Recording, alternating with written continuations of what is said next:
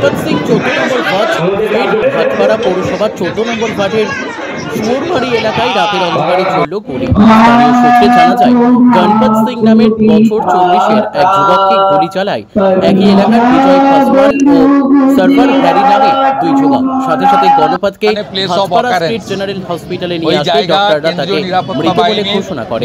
তার শরীরে 3টি গুলি লাগে। আর গতকালের পরিকল্পিত হামলাও গণপত সিং 14 নম্বর সিবিআইকে দেওয়া উচিত। ভাটপাড়া পৌরসভার 14 নম্বর ওয়ার্ডের প্রায় 1.5 থেকে 2000 অন্ধকারে চলল গুলি। একটি বিশেষ সম্প্রদায়ের শান্তি বাহিনীকে নামের বছর হাওড়া থেকে এক যুবক কামারহাটি থেকে একই এলাকার বিজয় থেকে জড়ো করে সার্ভার হামলা করা হয়। দুই যুবক সাথে সাথে গণপতকে এটা নিন্দার কোনো জায়গা নেই। হসপিটালে আমরা নন্দীগ্রামের লোকরা হ্যাবিচুয়েটেড, মৃত বলে ঘোষণা করে।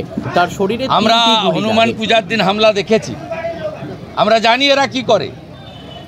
আমি জিতেছি বলে এখানে হিন্দু লোকগুলো বেঁচে আছে, সব শেষ করে দিত।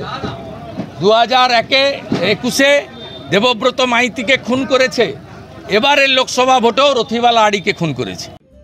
हम आन है, शान है, देश की पहचान है। आप सभी देशवासियों को हैप्पी इंडिपेंडेंस डे। जय हिंद, जय भारत।